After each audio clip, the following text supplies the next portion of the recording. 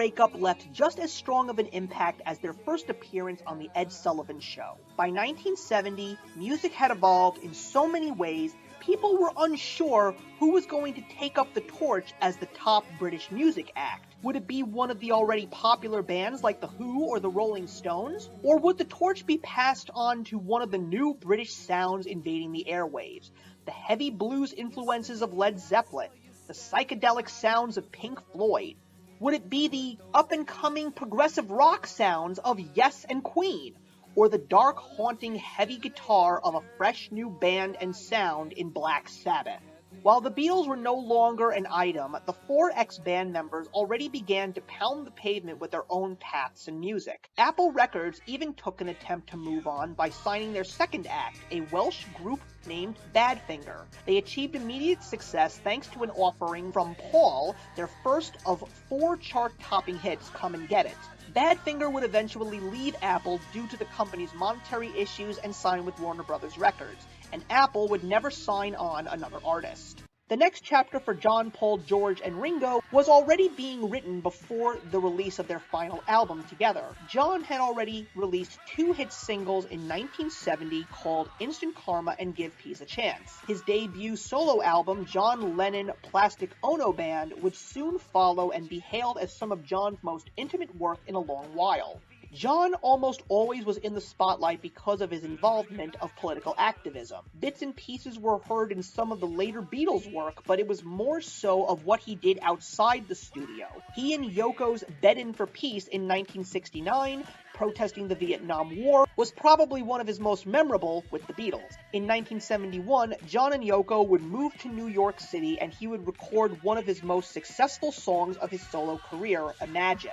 He would later that year release another anti-war song in Happy Christmas, The War Is Over. He would consistently get under the skin of the newly inaugurated President Richard Nixon and was even threatened with deportation because of his attitude towards the war. In the same year, Paul would team up with his own wife Linda and they would start on their own musical adventure. He would receive the blessing of his new daughter Stella and a new group, The Wings. They would release their first album, Wildlife, in 1971, followed up by small concert tours in 1972. 1973, however, would see The Wings hit the top of the charts with their 4th album, Band on the Run, and also see Paul be the first rock and roll artist to perform the title track for the James Bond film, Live and Let Die. That song would receive both the 1974 Grammy nomination and 1974 Oscar nomination. George was also recording solo projects before the official breakup of the Beatles, but not with the kind of radio play that John received. George's solo work involved a lot of experimental sounds based on the music that he learned through Ravi Shankar and his trips to India. George was restricted in his songwriting contributions to Beatles albums, which helped him don the name The Quiet One. However, when he released All Things Must Pass, a triple album with 2 discs of his songs and the 3rd recordings of Harrison's Jamming with Friends, the album topped the charts on both sides of the Atlantic and produced the #1 hit single, My Sweet Lord, and the top 10 single, What Is Life. Another triple album would be released based on the 1971 concert for Bangladesh put together by Shankar. The concert would reunite George and Ringo as well as Bob Dylan, and it would be there that George would meet another popular British guitarist, Eric Clapton. That very same year, Clapton would release a single through his act with Derrick and the Dominoes, Layla, which was a subliminal love song to George's current wife, Pattie Boyd, whom Eric Clapton would soon win over and marry. Like John, this would be George's activism, as his album release of the concert in 1972 would go on to win the Grammy Award for Album of the Year. In 1973, George would release a new album, Living in the Material World, which held the #1 spot on Billboard album charts for 5 weeks, and the album's single, Give Me Love, Give Peace on Earth, would also reach #1 in the United States. Finally, Ringo would not immediately give up his attachment to his ex-bandmates so quickly. Being the last member to complete the Fab Four, he hung on to work with each of them, kickstarting their solo careers. He played drums on John Lennon's John Lennon Plastic Ono Band and on 3 of George's first albums. Even Ringo's first hit single, It Don't Come Easy, was co-written by George, which reached number 4 on both the US and UK charts. Ringo, however, would do something that only Paul had attempted back in the old days, and that was to get into the director's chair and direct the 1972 documentary about the band T-Rex called Born to Boogie. In 1973, Ringo earned 2 number-1 hits in the US, Photograph and his rendition of You're 16, written by the Sherman Brothers. Both songs appeared on Starr's debut rock album Ringo and featured contributions from Lennon, McCartney, and Harrison. Goodnight Vienna followed in 1974 and was also successful, reaching number 8 in the United States and number 30 in the UK. The album would also feature the song Snookeroo, written by another up-and-coming British music act, Elton John. The 1970s rolled on, and while the world saw the end of the Vietnam War, there was still a great deal of sadness, especially in music. Rock and roll would see the untimely deaths of 3 major names: Jimi Hendrix, Mama Cass Elliot from the Mamas and the Papas, and the Doors frontman Jim Morrison. While the Beatles were finding tremendous success on their own paths, it was clear that seeing the Beatles go was not something that the fans would take lightly, even at the midpoint in the decade. Live and let die. A wave of Beatles nostalgia and persistent reunion rumors in the United States during the 1970s led several entrepreneurs to make public offers to the Beatles for a reunion concert. In 1973, Apple would capture the Beatles in a bottle with 2 double album sets called The Beatles' Greatest Hits 1962 to 1966 and 1967 to 1970, commonly known as the Red Album and the Blue Album, respectively. Promoter Bill Sargent first offered the Beatles $10 million for a reunion concert in 1974. He raised his offer to $30 million in January 1976, and then to $50 million in the following month.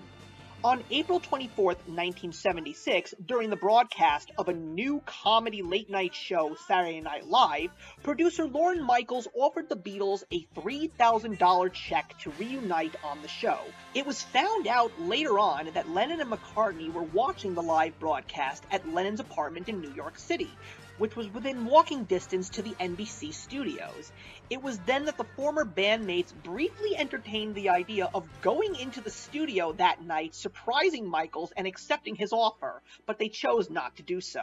Concert promoter Sid Bernstein ran a full-page newspaper advertisement in September of 1976, inviting the Beatles to reunite for a concert that would raise $230 million for charity. In June 1976, entrepreneur Alan Amron created an international committee to reunite the Beatles. In January 1977, Amron partnered with boxer Muhammad Ali for a proposal for the Beatles to reunite to help create a $200 million charity fund. The ex-bandmates would continue to make music, just not together. In early 1974, John drank heavily and his alcohol-influenced antics made headlines, but so did his music. His 1974 album Walls and Bridges included Whatever Gets You Through the Night, which featured Elton John on backing vocals and piano, and became John Lennon's only single as a solo artist to top the US Billboard Hot 100 during his lifetime. He would also co-write a new artist's first #1 US hit. That song was Fame, and the artist was David Bowie. John, along with his drinking, had also been taking a break from his marriage with Yoko Ono. They would reunite shortly afterwards and welcome their only son, Sean, into the world in the fall of 1975. At that point, John decided that he should take a break from music and focus on fatherhood. Learning the lessons of parenthood from his older son, Julian, he did not want to make the same mistakes this time around. At the same time, George would become the first ex-Beatle to tour North America, promoting his newest album, Darkhorse. The album reached number 4 on the Billboard charts, and the single of the same name reached number 15, but they failed to make an impact in the UK. He would also record his final album under Apple Records, the 1975 Extra Texture Read All About It, which peaked at number 8 on the Billboard charts in the United States and number 16 in the UK. In 1976, he would create his own record label called Darkhorse and release his next album, 33 1/3. The album produced singles such as this song and Crackerbox Palace, both of which would reach the top 25 in the US. Cracker Box Palace reflected George's association with Monty Python star Eric Idle, who directed a comical music video for the song. Eric Idle also created a comedy sketch called The Ruttles, which parodied the Beatles' film A Hard Day's Night. These characters would even appear on Saturday Night Live and have 2 made-for-television films. Ringo would also founder his own record label called Ring-O Records in 1975. The company signed 11 artists and released 15 singles and 5 albums in 1975. The commercial impact of Starr's own career diminished over that very same period. However, he continued to record and remain a familiar celebrity presence. In November of 1976, Ringo would take up acting and appear in the Martin Scorsese documentary The Last Waltz, and record his album Bad Boy, which reached number 129 in the United States, and unfortunately failed to place in the UK album charts. Paul was certainly the busiest of the 4, as he and the Wings followed up Band on the Run with 6 more chart-topping albums, including Venus and Mars in 1975, and Wings at the Speed of Sound in 1976. They would also do a massive amount of touring, including 14 months Wings Over the World tour, which included stops in the UK, Australia, Europe, and the United States. The tour marked the first time McCartney performed Beatles songs live with the Wings. Following the second European leg of the tour and an extensive rehearsal series in London, the group overtook an ambitious US arena tour that yielded the United States' #1 triple record, Wings Over America.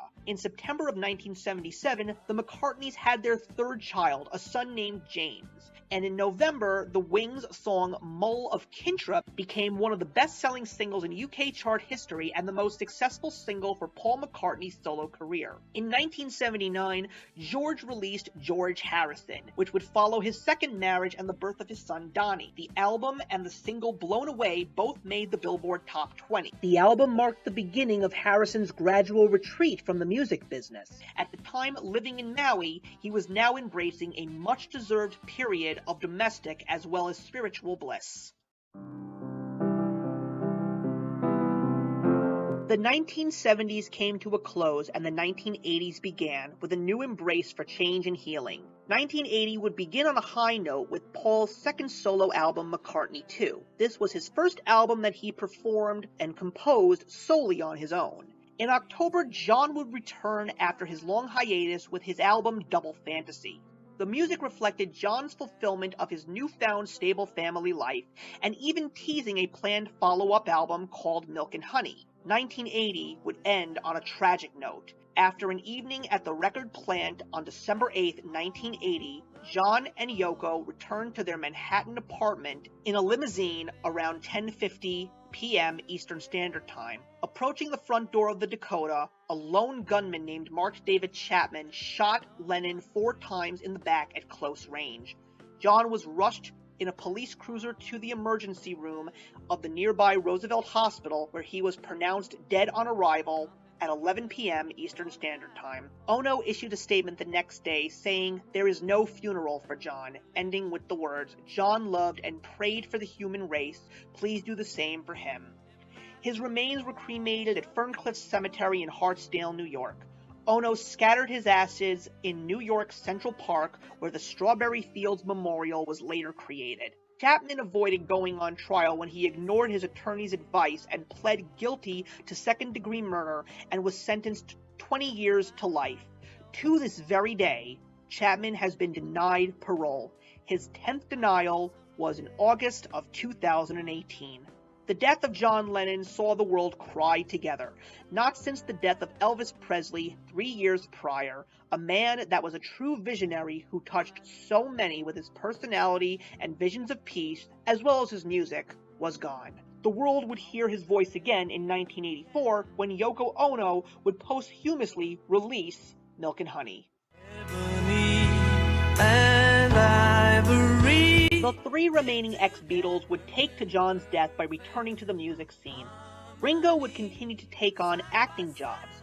starring in the cult classic 1981 flop Cavemen with Dennis Quaid, to a recurring role in the pilot season of PBS Kids' American spin-off Shining Time Station with Diddy Kong. He would also team up with his son Zach in 1985 and team up with many other music stars for concert events, including Carl Perkins, Elton John, and Eric Clapton.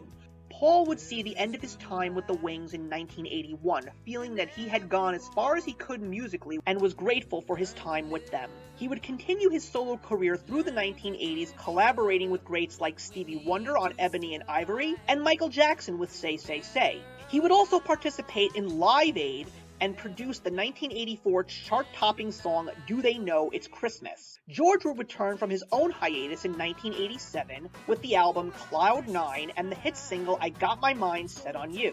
In 1988, he would create the supergroup The Traveling Wilburys, which included Bob Dylan, Roy Orbison, Electric Light Orchestra's Jeff Lynne, and Tom Petty. Their single Handle with Care would make it to the Billboard chart. Following the death of Orbison, they would release their second album, which would crack the top 20 on the Billboard charts. The band would eventually disband on good terms in 1992.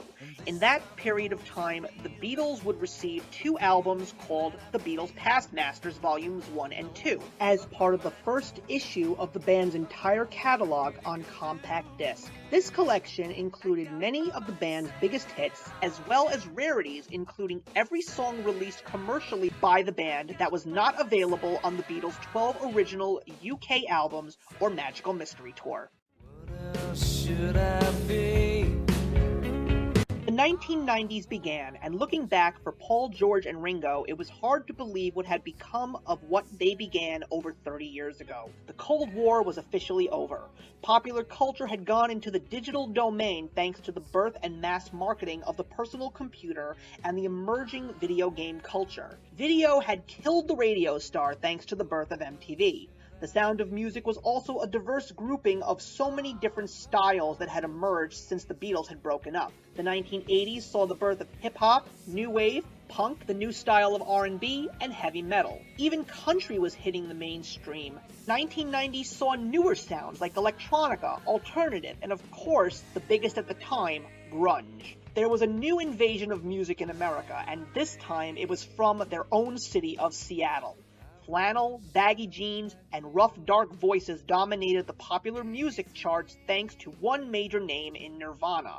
Like John Lennon's death in 1980, the music world would cry again when Nirvana's lead singer Kurt Cobain would take his own life in 1994. Then something incredible would happen, as the fans of music everywhere were trying to find a new guiding light. The world would see the return of the Beatles. Things started off slowly with a small independent film called Backbeat, which was the story of the early years of the young Beatles during their time in Hamburg. It also starred 2 unknown actors at the time. Stuart Sutcliffe was played by Stephen Dorff, who would later go on to play the lead villain in the 1998 Marvel film Blade.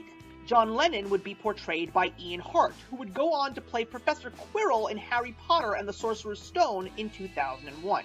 The movie did not receive much publicity as it was only given a limited release, but over time, Backbeat has become a cult favorite amongst Beatles fans. That very same year, the Beatles would make a splash once again in music, thanks to Live at the BBC. This was the first original release of unissued Beatles performances in 17 years, and that very same year, Paul McCartney, George Harrison, and Ringo Starr got together for the very first time as a group and collaborated on the Anthology project. The Anthology was a culmination of work begun in 1970 when Apple Records director Neil Aspinall had started to gather material for a documentary with a working title, The Long and Winding Road. Documenting their history in the band's own words, the Anthology project included the release of several unissued Beatles recordings. McCartney, Harrison, and Starr also added new instrumental and vocal parts to 2 songs recorded as demos by John Lennon in the late 1970s.